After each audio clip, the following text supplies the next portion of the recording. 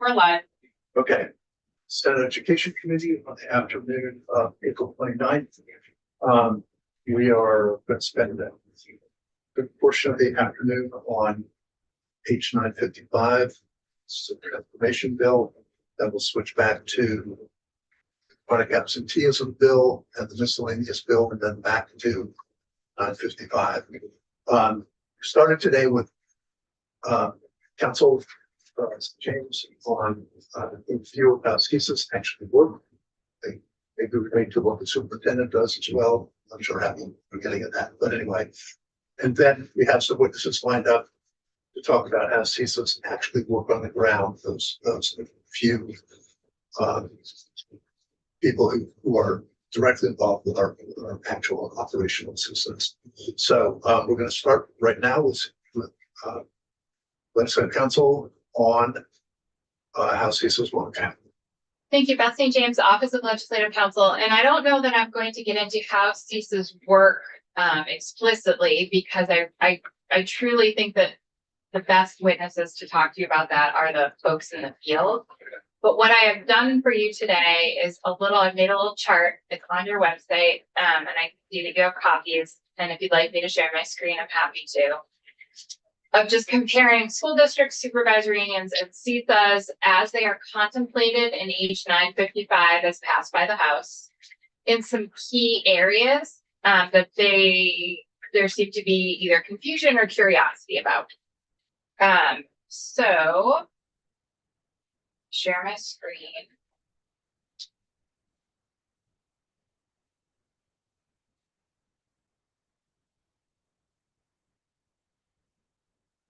And so we've got school districts, supervisory unions, and CSAs under H 955 as passed by the House. And we're going to look at how these are formed, who is their membership, their duties and responsibilities, and how they are managed.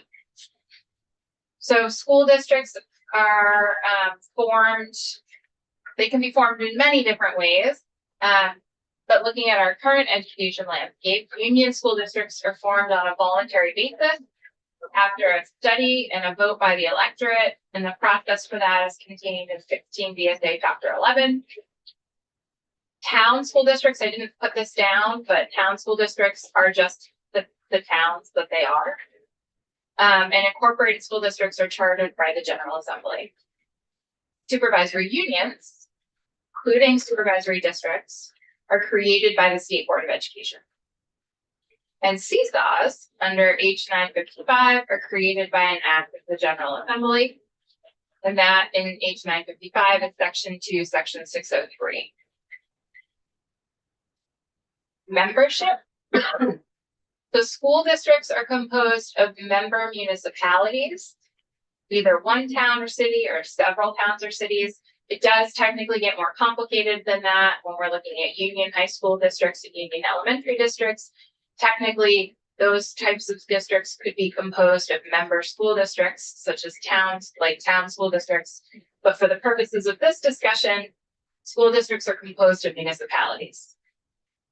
Supervisory unions and supervisory districts are composed of member school districts. Either one district in the case of a supervisory district, or more than one school district in the case of a supervisory union. And then CSAs are composed of member supervisory unions, including supervisory districts. So it's kind of like a tiered level of membership. You go from municipalities and that create the school districts, and then the school districts create the supervisory unions, and then the supervisory unions, I shouldn't say create, they make up the supervisory unions, and then the supervisory unions make up the CSAs. Duties and responsibilities. I have not listed every single duty or responsibility for a supervisory union or a school district or even for a CSA, but I've hit the highlight. So generally speaking, school districts are responsible for the provision of certain services and execution of certain responsibilities and duties under 16 VSA Section 563. Including setting the educational policies of the school district. They can take any action that is required for the sound administration of the school district. I'm on page 2 now. They have the possession, care, and control and management of the property of the district. They're required to keep school buildings and grounds in repair, discretion to administer early education programs, locate or discontinue a schoolhouse subject to applicable law. They set the budget, they may execute contracts, and they exercise the general powers given to a legislative branch of a municipality. Neither supervisory unions nor CSAs can execute the general powers of a legislative branch of a municipality. Can that be changed? You can change whatever you want. Just my question, because It gets real complicated when you do. It's usually that's what sure, you're Hawk- sure, Hawk could do it. Yeah. Real bug. Maybe. So supervisory unions are also responsible for certain services and the execution of certain responsibilities and duties. You can find those under section 261A. And I should say that sprinkled throughout Title 16 and maybe in different other titles, depending on the topic, there may be other one-off duties or responsibilities or powers. But those are the 563 for school districts and 261A for supervisory unions. Those are our main anchoring duties and responsibility statutes. So supervisory unions are responsible for establishing a supervisory union-wide curriculum, receipt and disbursement of federal and state funds, professional development, special education services, and then generally what we think of as kind of our central office business services. CSAs, and this language is taken directly from H955, which is mostly current law, have the power to provide educational programs, services, facilities, and professional and other staff that in its discretion best serve the needs of its members, including professional development, curriculum coordination, development, and transportation. Can I ask a question there? And I know I just walked in, but I had this conversation with the pro tem from his time as chair of education. And he thought that special education was specifically a function of supervisory unions. It is when we talk about who is ultimately, so it's not, I think saying something is a function of something gets real complicated. Yeah. Because to me, function means who's the person carrying out those services. Right.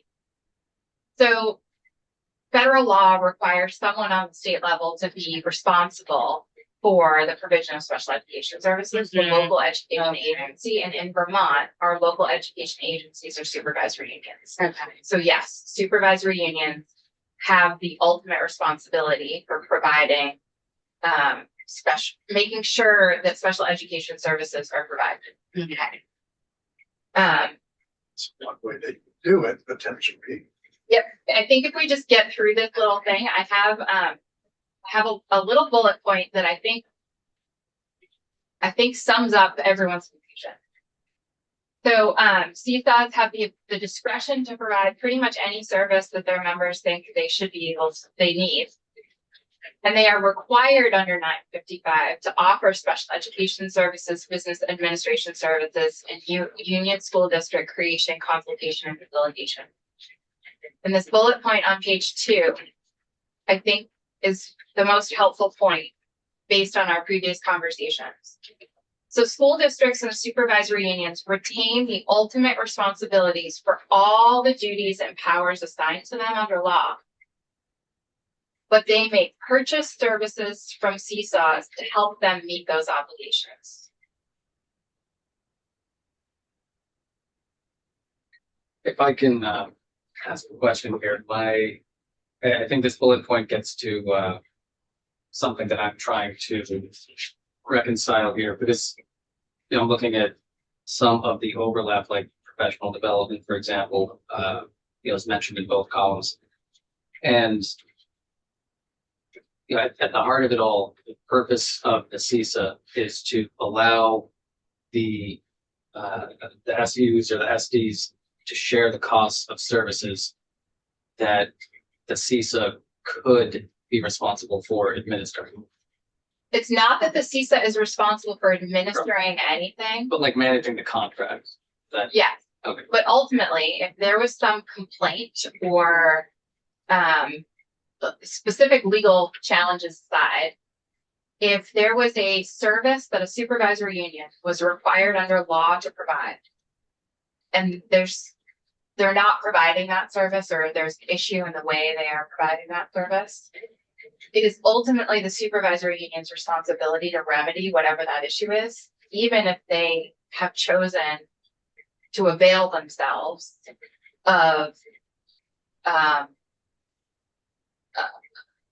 a person or a program that the seesaw is making available to them to help them meet that obligation. So for example, I think this is the easiest when I think about this.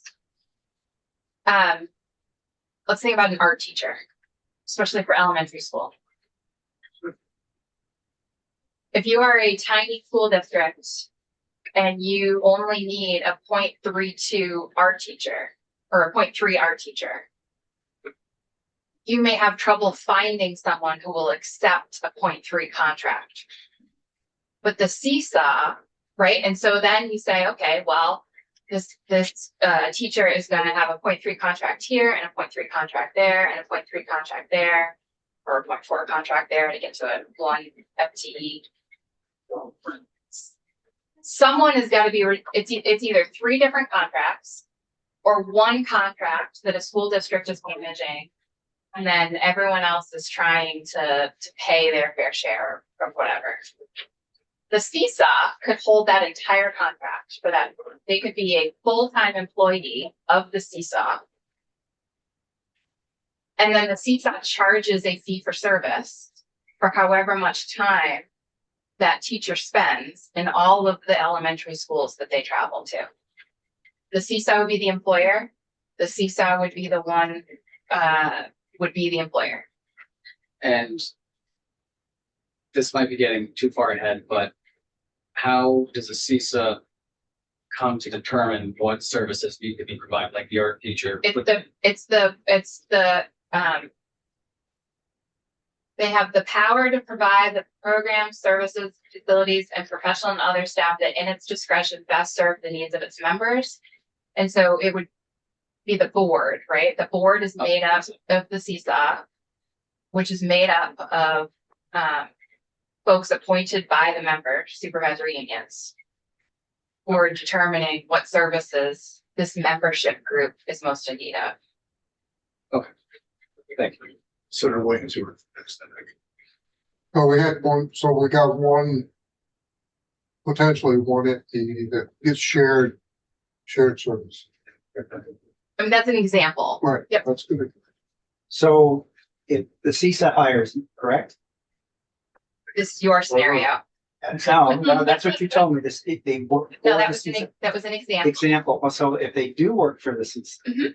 then do they have to come up with new contracting in that as opposed to the SU and the SD?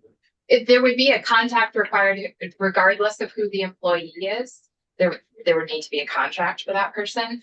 All of the current BOCES law that the Seesaw law in 955 has kept allows employees of Seesaw to be part of bargaining units and teachers' healthcare and retirement benefits the same way that anyone employed by an SU or a school district would be, with the benefits entitled to. So it'll be its own entity, another entity. Yes. Yes. So I'm trying to make sense of the property ownership versus the property management or like future capital construction differences between school district supervisory unions. And I don't think it's a surprise to people that I have not grown to like what we heard from White River Supervisory Union as wonderful of a job as I think they're doing. My understanding is the way they're set up, there's one town responsible for their elementary school bonding. There's 2 towns responsible for the high school bond, et cetera. So I think we're talking, and I want to be, I know you have limited time left in this building and limited time left today. So I think my time with you is up for this. So I want to be respectful of that. But also, I think what you're talking about is the ability to bond, which is tied to taxing capacity, which neither supervisory unions nor CSAs legally have the ability to do. Okay. only school districts, so in this state, only municipalities have the ability to tax and bond. And those are your school districts, not supervisory unions or CSAs. So that could be changed. Not easily. It could be changed in the same way you can make up anything you want. I mean, today we need Regular Rock Day. I don't know. We should rock it a lot. The implications for that, that would be an extremely intense change. Like that would be a lot, that would be a very involved change. But, and I don't know,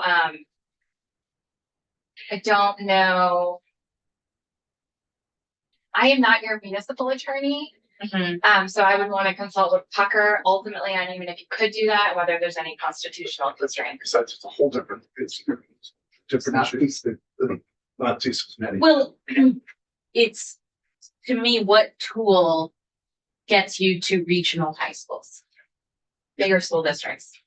That's the only tool that gets you to regional high No, so that's one Okay. tool. You have the ability to share, school districts can share, there's joint contract provisions in current law.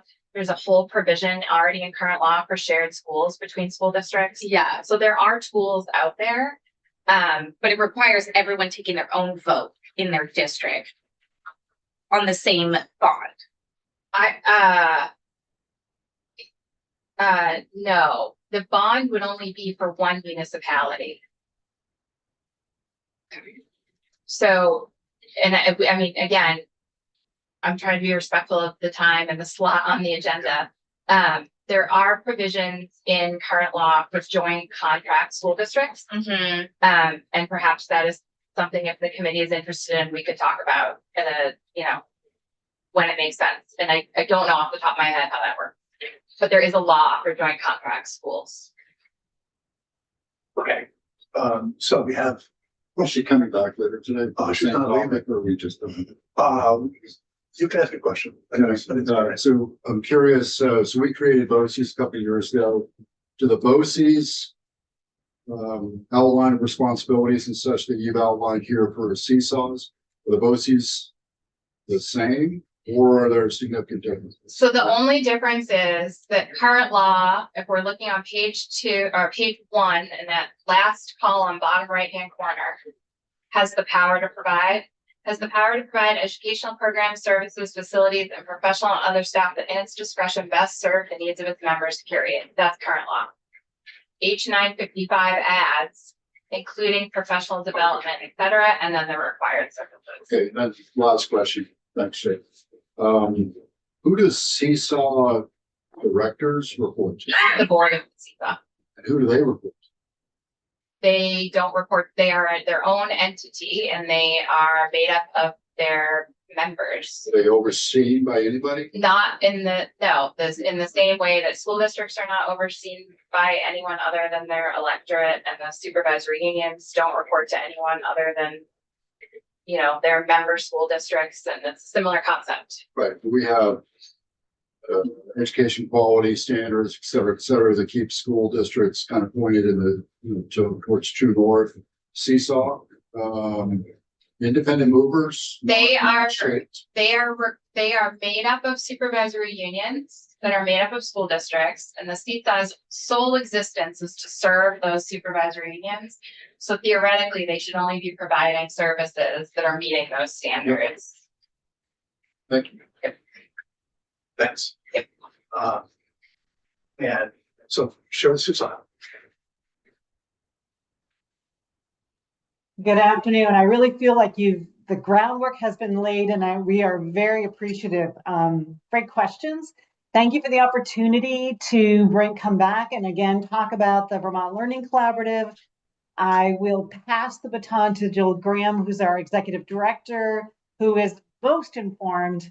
I can speak to the experience we've had in our district, as well as serving on that board and the kinds of oversight questions you're asking. So I will pass it over to Jill.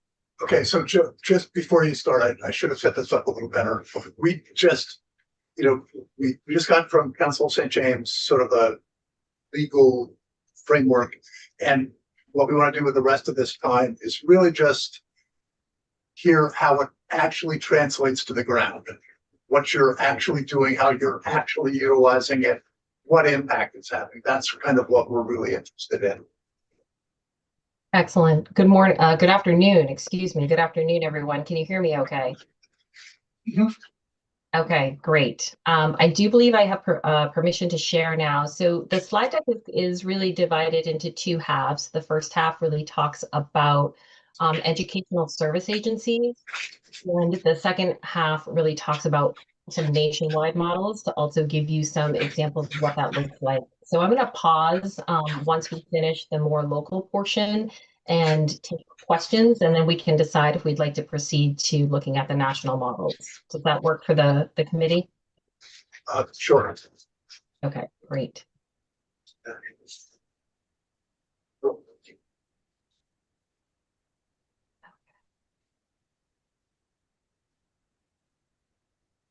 Okay. Is my screen visible to the committee? Yes. Excellent. All right. Well, thank you all. I appreciate the opportunity to present along with Sherry Sousa, Superintendent of Mountain Views and the founding member of our Educational Service Agency. I'd like to start first with a working definition, which comes from the national organization called the Association of Educational Service Agencies.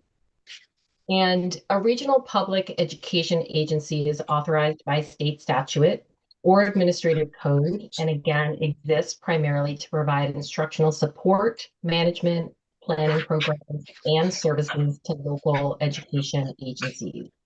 The primary role of the ESA is service to constituent districts and schools, not their regulation.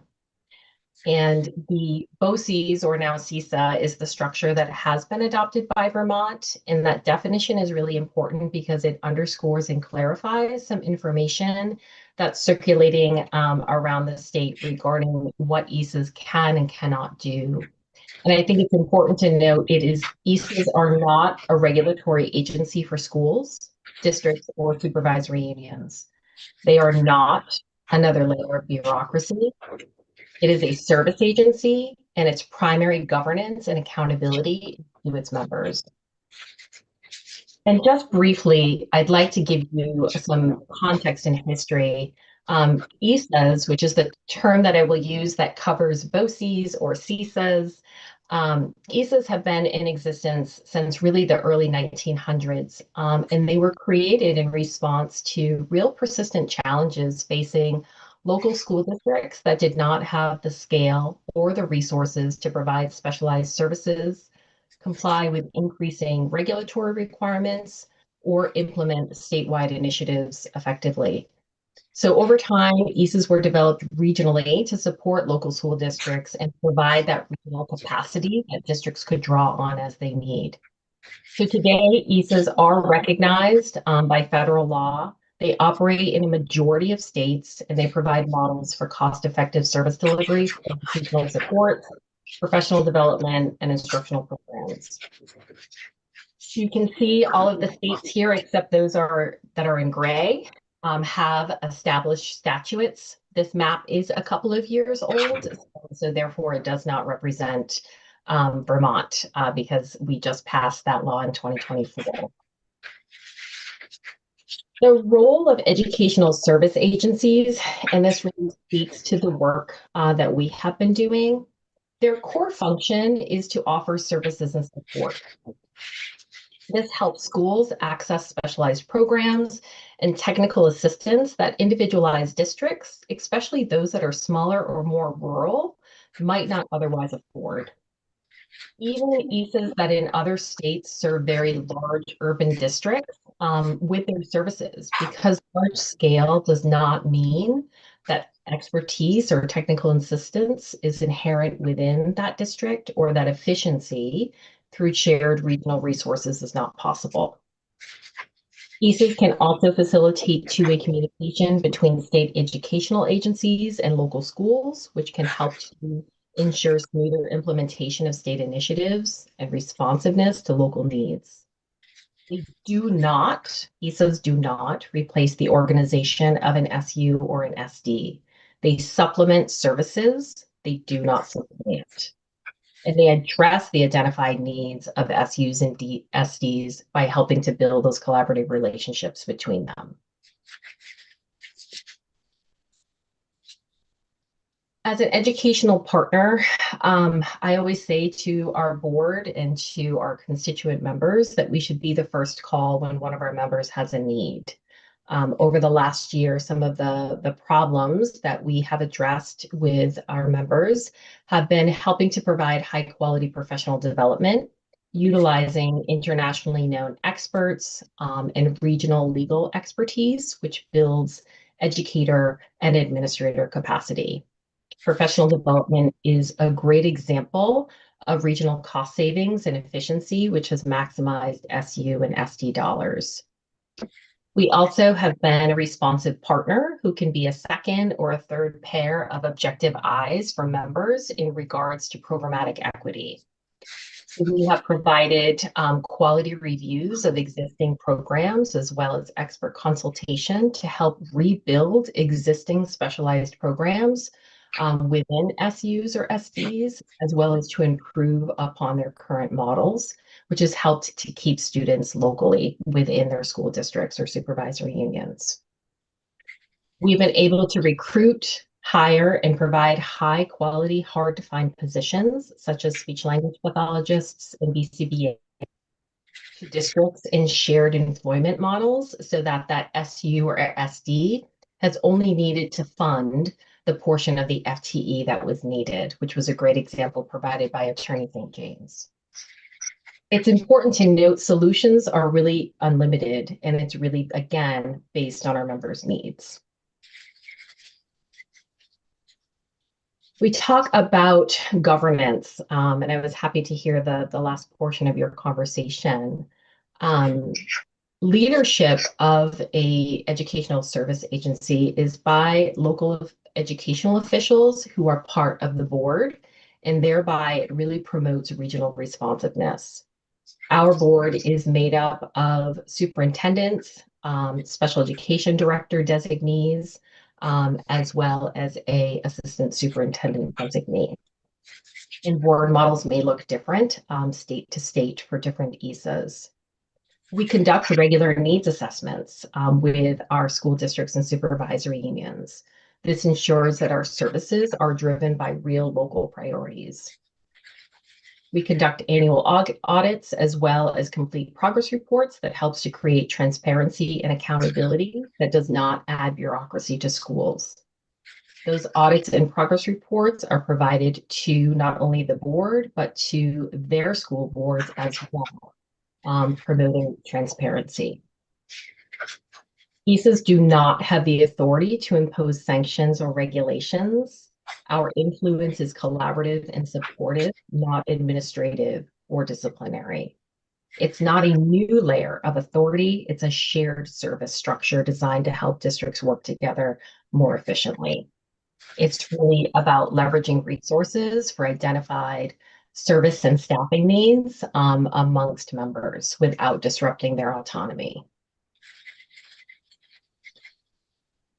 As an agency that serves its constituent members, it's about providing opportunity for voice. So from our member groups, we hear what is it that are their needs and priorities for the region and what services or supports should be considered for the future.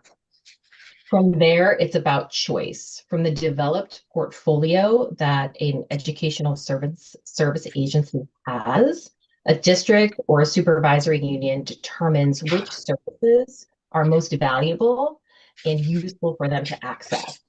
And this will look different from district to district. Additionally, the region together may determine that they benefit from the same service or opportunity. And this is where cost sharing, for example, can happen in regards to professional development or cooperative purchasing.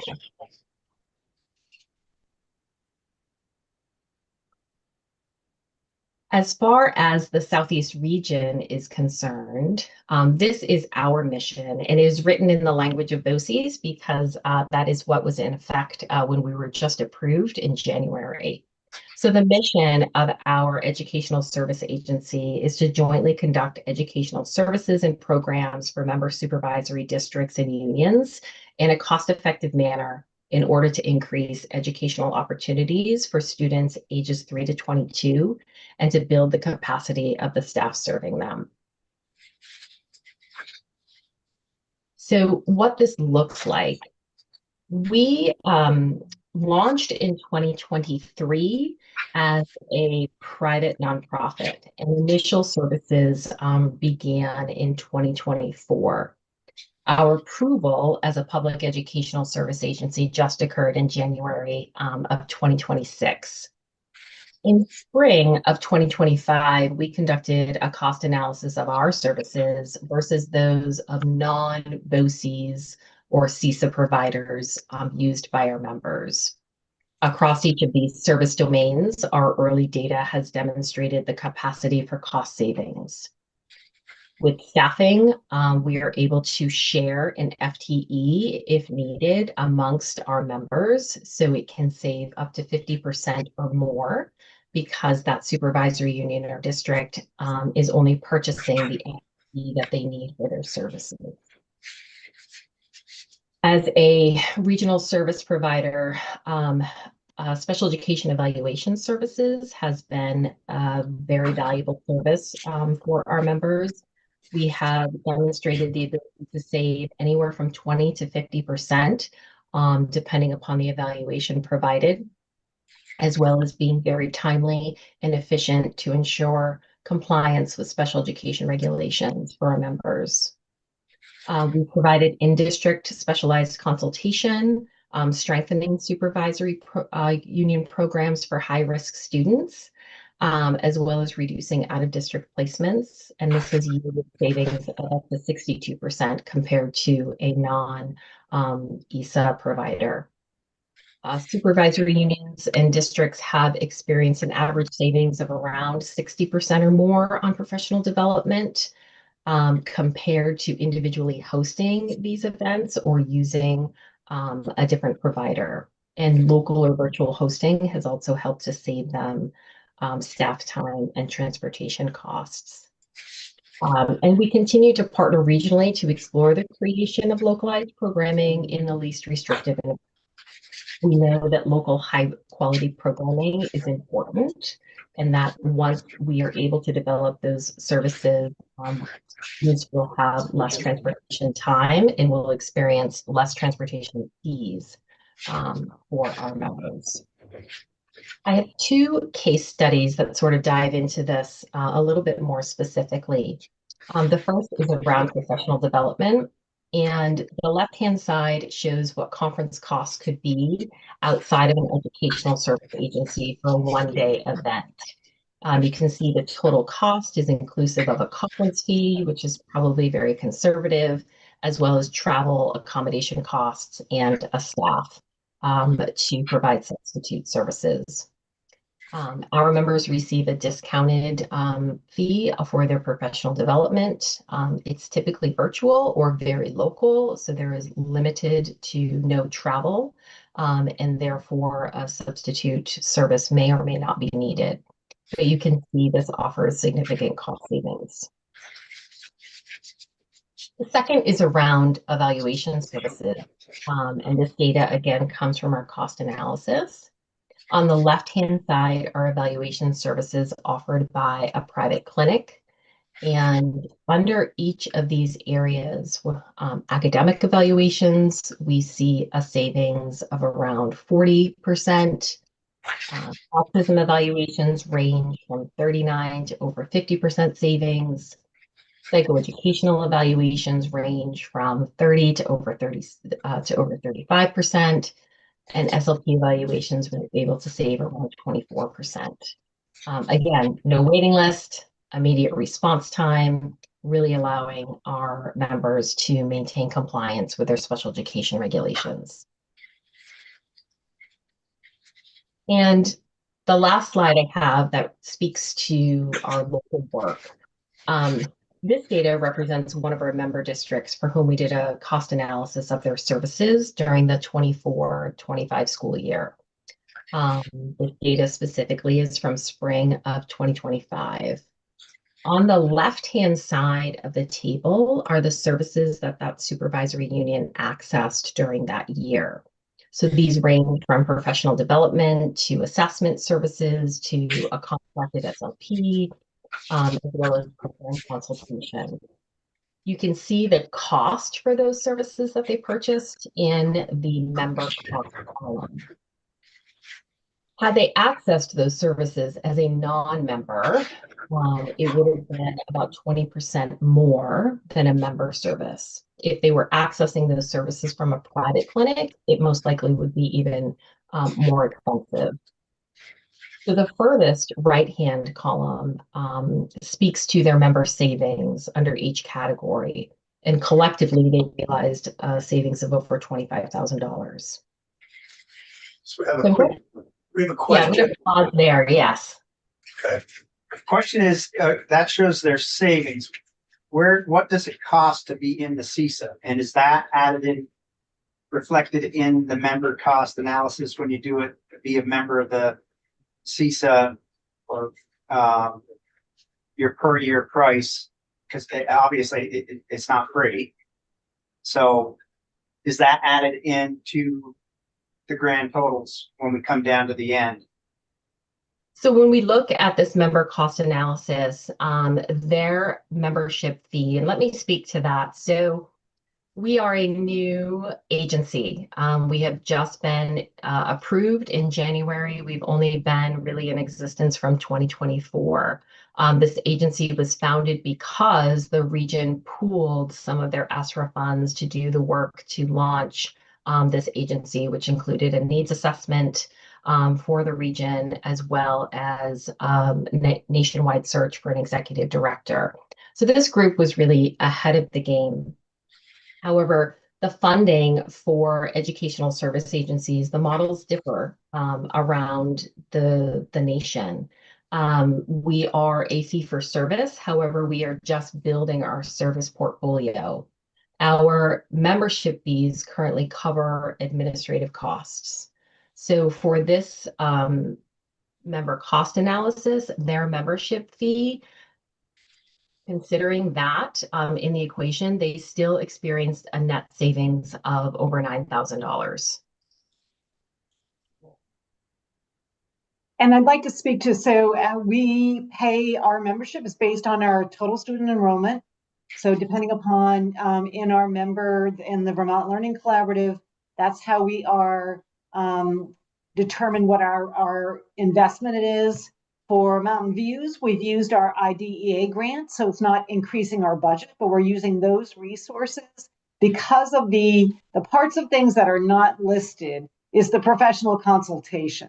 So I think the part that Jill provides when she says administrative costs, and it's important to note, we do not have an office for the Vermont Learning Collaborative. We have no overhead costs. So Jill works remotely, and so we've really been able to limit our administrative costs. Not only does membership allow you to have reduced rates for, say, assessments or professional development, but it provides access to a high-level expert in BOCES that are at your disposal when you want to call. So if I have a need or my special ed director has a need, we're going to call Jill. Jill does not bill us for hours. Say for like, if it was an attorney consultation, you're paying for every minute that you're speaking with that individual. With Jill, unless there's a specific project that we've asked her to do, like come in, and she did this, review all my special education services, make recommendations to grow. So that was a specific project that Jill was able to support with us. Yes, we paid for that. But having Jill on the phone and saying, for example, I need some professional development for my central office team so they function better and we are more service oriented. That conversation, that brainstorming is part of the membership, a part of being the Vermont Learning Collaborative. And that's not captured, but that's what we have access to as being a member. That level of expertise, I can just tell you, is just priceless. Okay, thanks. It's a great question, and I think sometimes misrepresented, so I appreciate the question. One more. So, and this is for Jill. could you handle the whole state? There's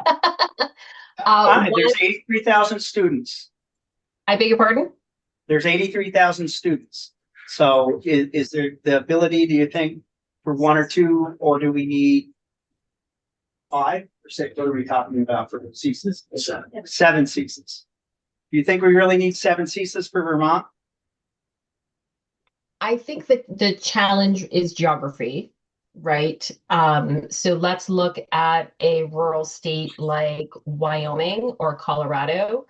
They are actually more rural than Vermont. Some of them are considered frontier. They have, I don't want to misspeak, but I believe Wyoming or Colorado has either 3 or 5 educational service agencies for the state compared to Ohio, which has 51. So we currently have been asked to provide some services outside of our member region, which we are more than happy to do. There is an impact of travel. So I think to be efficient, looking at designated areas is helpful. I don't know how many would be or how few could be most efficient for the state. But I do think having larger regions is helpful. Our region is very accessible. It's really an hour and a half, sort of from top to bottom, and probably an hour-ish from east to west. But you work mainly remotely, correct? Correct. But I have service providers who are boots on the ground in the region. So just actually, while we're having this discussion, do the service providers will work for you? Are they on the payroll, or are you contract for those services? The service provider, so you contract for those services. So it's a great question. It's a little bit of both. So we have a full-time employee who is fully contracted within a supervisory union. I have per diem staff who help to provide our evaluation services. And then we do subcontract sometimes to help provide services as well. And those per diem employees, some of them are very busy on a weekly basis and some are less, depending on what the service is. Correct. Yeah, okay. Okay, do you have anything more? I do. Are there any other questions from the committee as far as our work locally? Okay, yeah, I think we may not need to go into the national stuff you have unless there's something in particular you wanted us to use as a takeaway. I think what I'd like to do is just give you maybe one bullet point for each slide, because I think it's helpful if you're looking for references. I think this slide from Kentucky helps to demonstrate service portfolios and what they can look like. This slide from Ohio really helps to demonstrate cost savings for educational service agencies and the return on investment that those school districts see, as well as how the costs for the expenditures are directed towards their members with really a very low overhead for the agency itself. This slide is from Massachusetts. This is about special education programming and cost savings there. This slide I really like because it demonstrates how educational service agencies can help not only their local school districts and supervisory unions, but also their municipalities through cooperative purchasing. And this is around cooperative purchasing for electricity and gas. And then last but not least, you have 2 articles that I think do a really nice job outlining how ESAs have really been effective in addressing regional challenges for their school districts. This first one is from Joan Wade, who's the executive director for ASA. And this last is from John Bass, also from ASA, which is a really nice summary article that talks about how educational service agencies, no matter what you call them, really help to build capacity, help districts stretch limited resources, and implement state priorities as well. Any other questions from the committee? Yeah, one, and then I want to just ask Sherry, but will you go first if you want to jump? Okay, so, questions really for Sherry. That's okay, I got fine. Yeah, I'm sorry. We'll go to Sherry. Have other districts or SUs expressed a desire to now join in the BOCES as it's been formed? As we demonstrate the success of this program, absolutely. And those are both those that are on the perimeter of the current composition, as well as Jill and I have spoken to the Superintendent's Association, Jill's spoken to VASBO. There is significant interest on this as an opportunity and model to help meet the needs of individual other SUs and SDs. So yes. And I just want to share that Jill and I are prepared, and we've done a survey with superintendents and special ed directors and said, whatever we've done, we want to share. So we're willing to build a cohort of superintendents, sped directors, so that we can share the message and the training that we've had over these years, as well as the written articles of agreement and all the other structures we've put in place. And Sherry, thank you. Can you remind us how many other superintendents have are reflected in this where to go, Vermont Learning Collaborative? There are 8 total who are currently members of the collaborative. Perfect. I think that, I'm sorry, one point that I just wanted to reiterate. So I'm on that board, special ed directors, but every action we take is affirmed by our individual school boards. So for example, when we had articles of agreement, those had to be validated and affirmed by our school boards. The representation on the Vermont Learning Collaborative board is voted by the school board. So there's lots of oversight beyond us, our administrative credentials and responsibilities and standards, but also the investment our school boards have made in it. So there's a lot of oversight within the structure of a collaborative. So Sherry, on that score, you've got 8 SUs, which means you've got a lot of school boards. What happens if 95% of them vote yes and a couple vote no? Well, in order to be a member, you have to be approved by your SU board. And so I know myself and Jill many times has presented. I'm sorry, I meant on an action or on a policy or something that you asked, not how it gets formed, but how you. Correct. So so those individuals who have been confirmed by the boards to be on the collaborative board have the authority to take action. It does not, our actions are not then brought back to the school boards. Okay. Yes. Okay, got it. Okay. And how did you, when you set it up, if you have larger SUs and smaller SUs, how did you do the representation on the BOCES board? We each have a representation based on our SU or SD. It's not based on enrollment. Okay, good. So there are 8 members on that board that represent the 8 SDs, SUs that are members. Okay. Senator Ron Pinto. I always try to go back to what problems are we trying to solve, and do any of these models help solve those problems? And I'm wondering if you can speak to the path to try and move towards regional high schools and a coherent CTE system, and how any of this does or does not help us get there.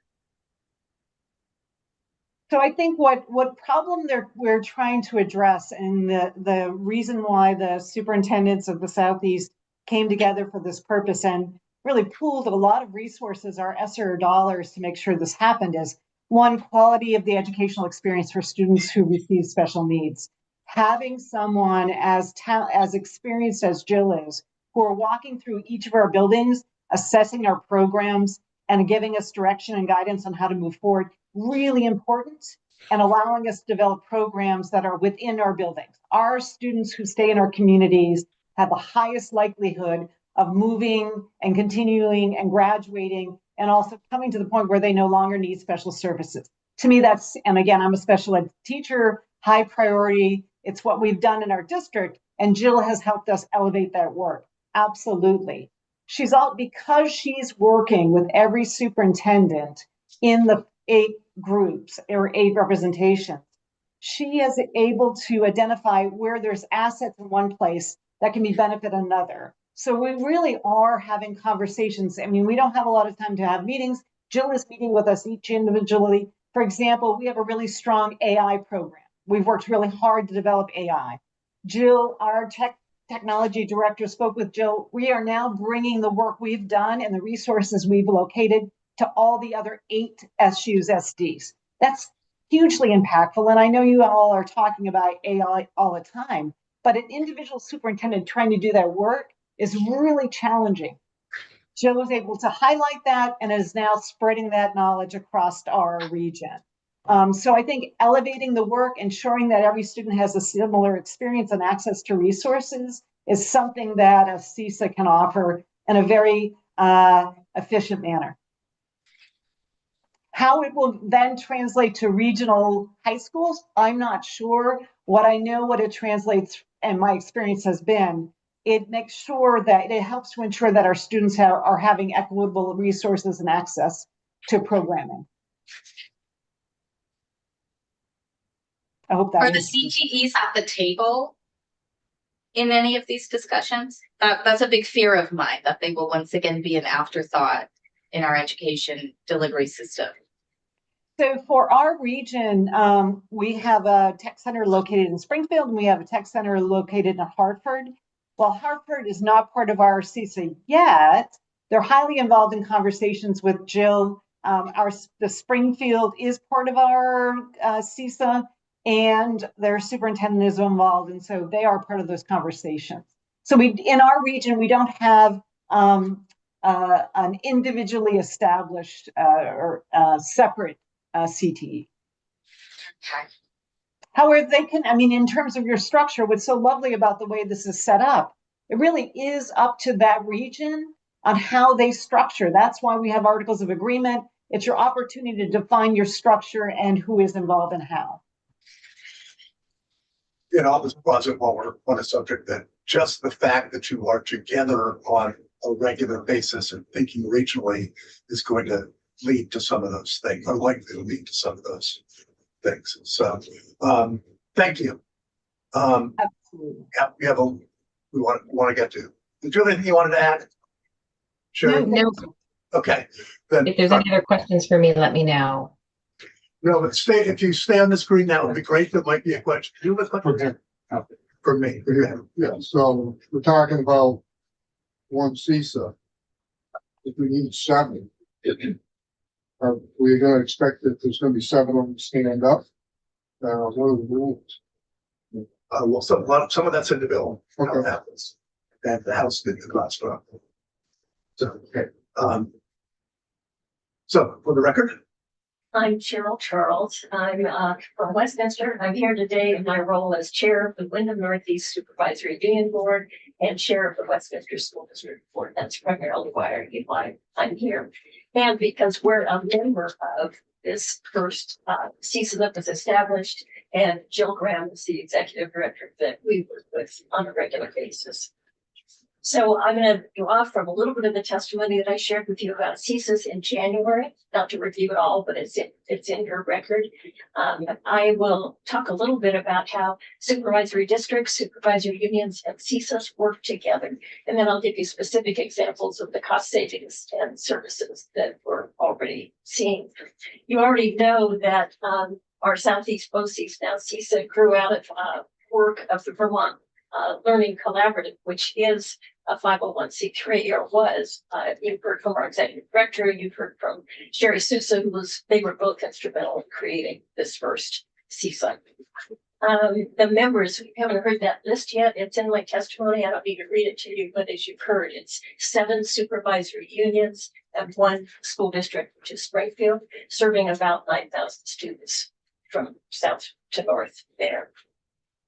We did develop articles of agreement. I have added for you to this testimony both the official approval by the Agency of Education on January 7th. So Secretary Saunders signed that. You can see that. And I've added for your records the actual articles of agreement, and me being among the people who signed it as chair of the Northeast Board. So we really became official in January, but we had been working. Chilbrand was hired about 2 years ago and really started this work to have because we're own experience to help us see how we could work together and achieve. It's really cost savings and services to kids. Those are the 2 major things that we're working on. As Legislative Council did, I put in a small chart that shows you some of the differences and similarities between a supervisory union and a supervisory district. And while I agree with everything Legislative Council said, I wanted to point out to you in the testimony that there are differences in terms of who approves the budget.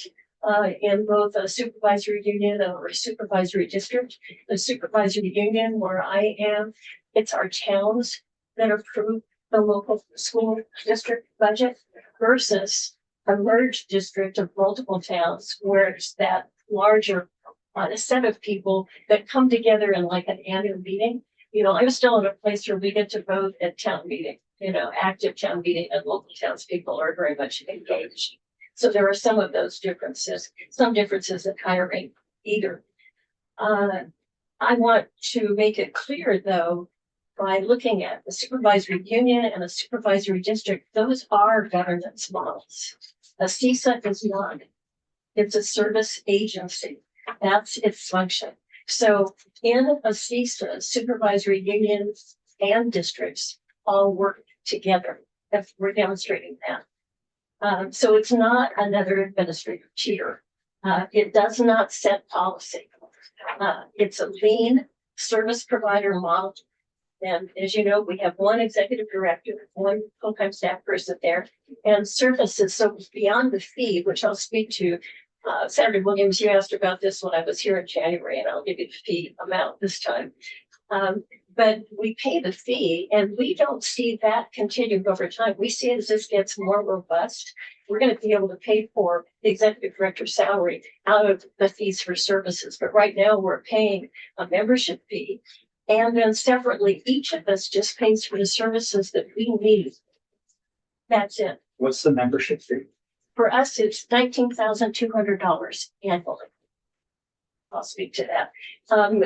I gave you some, I have in the testimony examples of the cost savings that we've seen, but Jill really shared so much of that with you. I'm not going to go through that. It's in my testimony, at least for the record, but I don't need to go through all of that now, unless you've got more questions.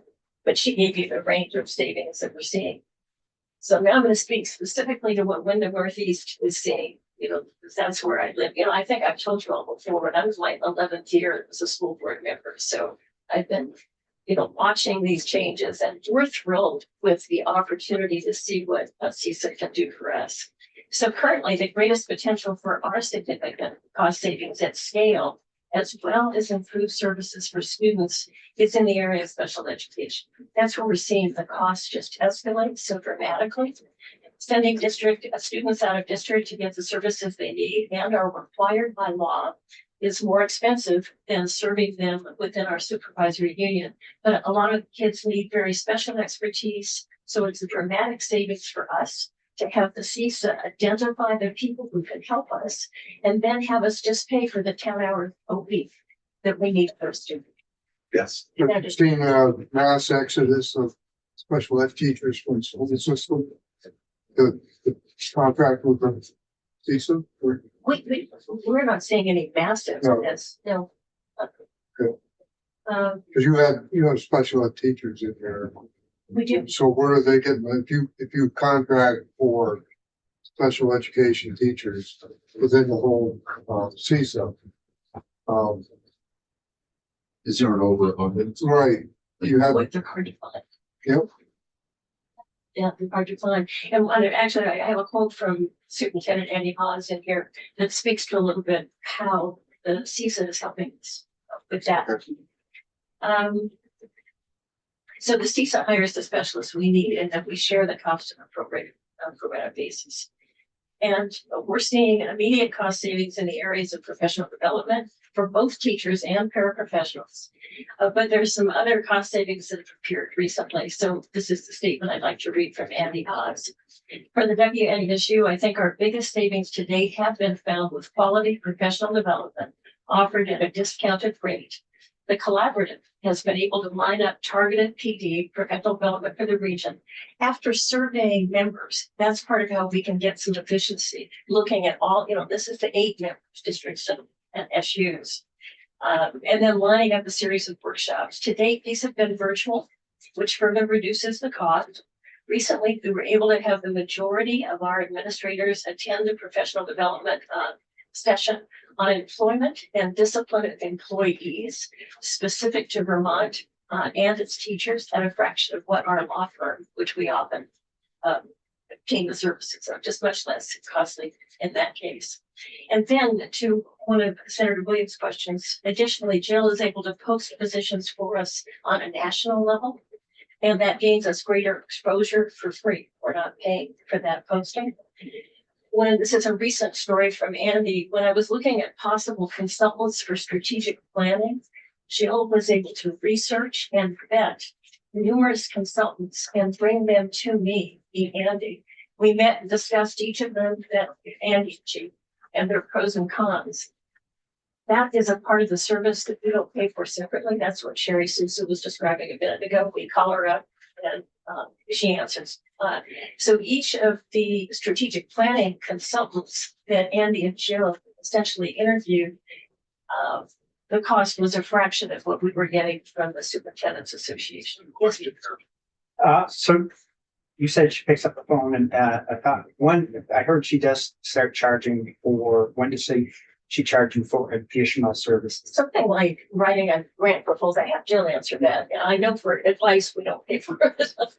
I heard that part. So what do Sure. you? So if there is a project that's specific to a school district or supervisory union, if we are asked to provide a specific professional development just for them, that is something that we would build a quote for.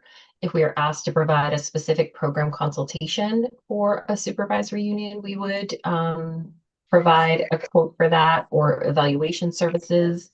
Those are the kinds of things that we would be providing. And is that the CISA end up paying for that, or does that district or supervisory union pay for that? If it is specific to the supervisory union or school district, they would pay for that service they're requesting for. Okay, thank you. And so then Andy makes one additional comment. I learned the other week that the collaborative has evaluators who provide contracted services much cheaper and with a reduced turnaround than our typical outside vendor. And he's been told the evaluation is as good, if not better. So, we're still early in this process, but we're already getting tangible savings. Back to the cost, we have spent in this fiscal year the $19,200 membership fee and a total of $2,250 for professional development for employees in all of our member districts, being Athens, Grafton, Rockington, Westminster. And so, as I said, she's a phone call away for Andy. I'm not the one who calls. It's, Andy sits on the board. He's the superintendent. He directly communicates, and our special education director does as well. And then Jill gave me a list of the specific services she's provided to the SU to date. So I list those. It's her participation and hours in the regional board meetings so that we are able to provide input into what services this new agency, the Vermont Learning Collaborative, will provide. What did Okay. Yes. Yeah, sorry. Tell me if I'm talking too fast. I'm watching our time. So this might be a big question, but I know it's still early on in the process, but what, if any, challenges or roadblocks or warnings you have about the CISA I don't about the CISA. The specific special education, there's a shortage of talented people to fill those needs. But I came from the Western US and I've been familiar with educational service districts or educational service agencies for a really long time. And the track record is real. We're one of 6 states that doesn't have it up and running. So I'll kind of reframe the question. So Okay, let's say the southwest corner of Vermont, they want to form a CISA. And those folks came to the southeast corner and they said, what advice do you have for us? What pitfalls should we avoid as we form this? And, advice from the first year is, are there any challenges that the CISA has encountered? Well, I think both Jill and Sherry can address this, but from my own observation and my own conversations with Andy, you have to get people, you've got a set of superintendents to sit around the table, and if they haven't done so already, to establish some trust. And they need to figure out together what they folks need. What can we come together to agree on with most of all of us? And I'm back to what'll serve the kids as well as save us money. So challenges are trust building, communication. You don't do that immediately. And that's a great piece of information. And this might be a question for Ledge Council, but with what we have in H955, are the SUs forced into the CISA, or is it a voluntary? Actually, we thought about that a lot, and I think that it's fine to be assigned to a CISA for every district in the state and supervisory union with some flexibility if a nearby one has a better match for the needs that we're looking at. What I don't like or support about 955 is the simultaneous requirement to have a study committee look at the potential for merger. I think it takes the focus off of what a CISA can accomplish. I'd much rather see a genuine, clear focus on getting a shared services entity up in any region of the state. And let's start with the 7 that we're talking about. And I think that I think those CISAs do need the skill of consultants to come in, like a Jill and a Sherry, and those have already been, our other superintendents can help as well, to get the other ones in the state up and running. Sherry Sousa said this a long time ago, I think maybe January in House Ed, that there are a number of qualified people in the state who could serve in the ED role. I think some technical people will be needed. That's a challenge to your question. But I believe it's highly achievable. Again, to 955, I don't like the mandate to get up a study committee simultaneously with trying to stand up. Stephen. No, I just, go ahead. I had that point. Identity crisis. So, Dr. Rawls, just for clarification, did you say the superintendent currently sits as a board member of the BOCES board of directors? Right. All 8? Are they all 8 representatives on the board, superintendents? And Sherry can answer that because she's on the board. So I can actually answer that for the group. So we have 4 superintendents who sit on our board. We have 3 special education director designees, and we have 1 essentially assistant superintendent designee who sits on the board. Thank you. Senator Wynn. So I'll go back to the constructs of the BOCES Act. So, everybody had a chance to look into forming one and then collaboratively share between BOCES that for services they didn't have. It almost sounds like if everybody's going to get involved in it, that we would almost have to have one agency at some point that coordinates it. You seem real happy with what you've got. I didn't see us get involved in it and screw that up. Thank you. You know what I'm saying? Yeah, I think, you see it in other states, we can have the 7 CISAs, each really serving its members with a board, listening to what their needs are, but then they'll come together, figure out an annual gathering and they can share ideas with one another. And other states do that, where they bring the directors of the respective CISAs together. I mean, if you're saving that kind of money, that just makes so much sense. Why haven't we done it? Well, in the previous one, the requirement to be in the CISA was voluntary. It was not. And I do like this about H955. I do think it'll benefit all of us if we actually have every SD and SU. And then I think to Every SU and SU join a CISA. signed. Yeah, and then I said earlier Just want to make sure. in this testimony, I said with the flexibility to move to another CISA. They keep their own autonomy, they keep their own agency, they keep their own governance model, but they are required to come together to figure out savings and how to improve things for kids. I do support that. So we have only a couple more minutes. So May I I just want to reiterate that your fear about the way 955 is drafted is that the CISOs will spend their first couple of years focused on work district workers rather than on what a CISA normally does. Yes. Okay, so did you have anything else you wanted to add before? Just to reiterate, there's one, there's a quote from the redistricting task force that I love. I think they did great work. I think their report is so comprehensive. I'd urge everybody to review that again. But just a closing statement, quoting from the task force final report, the CISA model consolidates only those functions that can't be delivered efficiently or consistently at the local level. Regionalizing these shared high cost and low frequency services, such as multidisciplinary evaluations, itinerant specialists, professional development, and business operations, creates scale where it matters without altering school governance or local decision-making over instruction, staffing, or budgeting.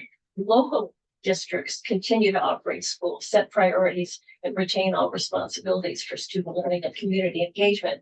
So CISA serve as shared infrastructure, not a new governing body.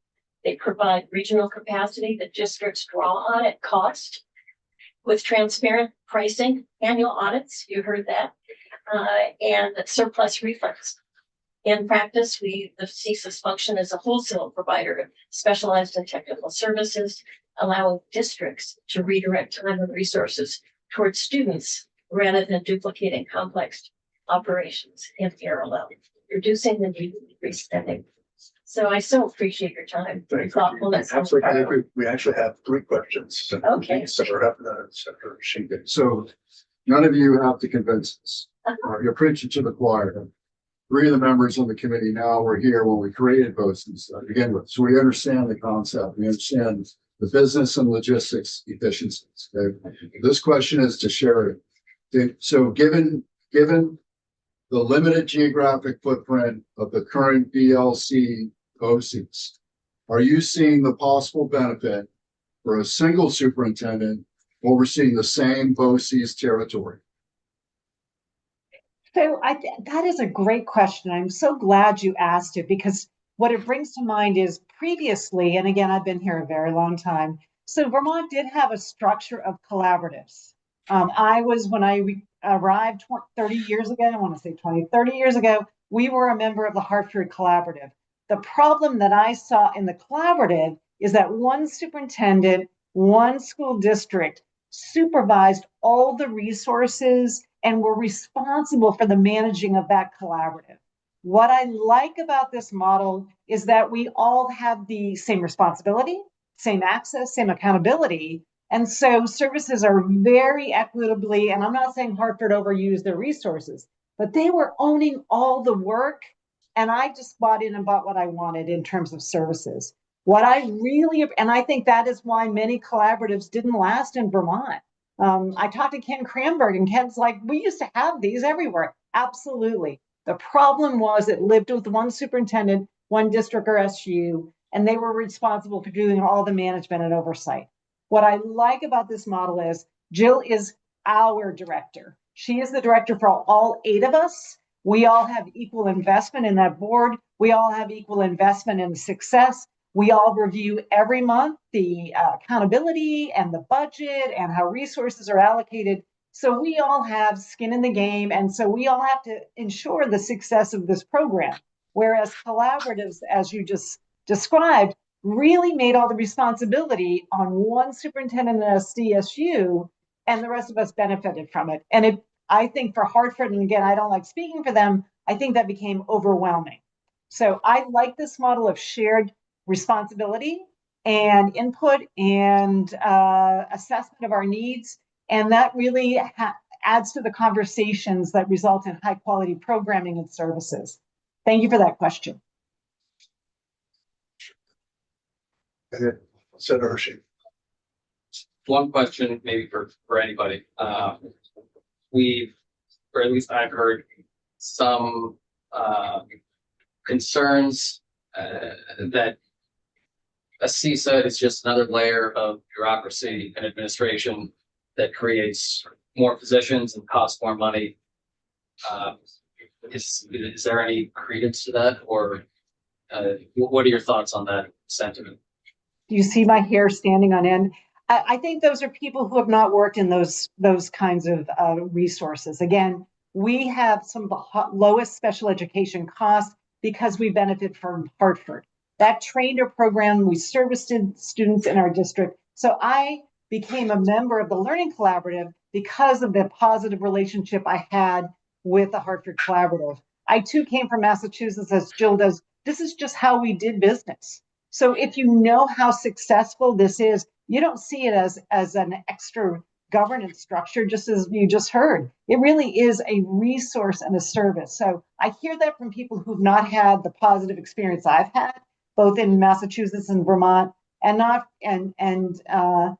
just want to give them a chance. And I think one of the most important pieces that Jill has said before, CISAs are only limited by the creativity of the team that works with it.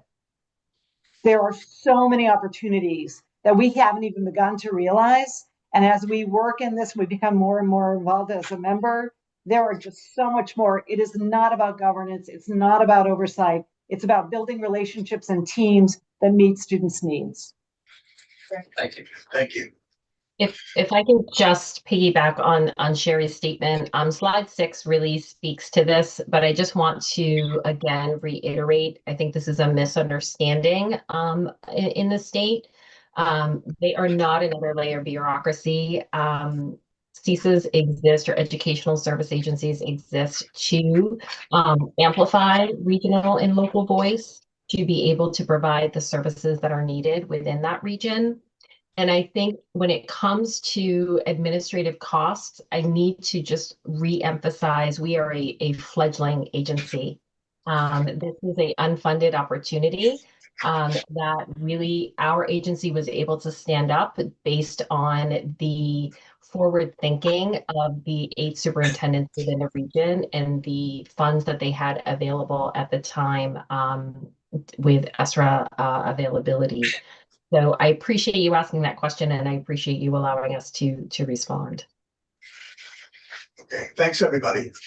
May I make just one, it's very brief, but to put Senator Brown Hinsdale's questions, I think if we get the 7 CISAs in the state or something like that, those superintendents and others coming together on a regular basis, monthly, as you heard, I think it's going to lead to the potential for the regional middle schools and the comprehensive high school. I think we just need to get to know one another, and this will help facilitate that while also serving kids at Salem. So thank you again. Let's take a quick break. We're here late tonight, so there's been a lot to do. So a quick break, 5 after. How about I'm sorry, I meant 10 after.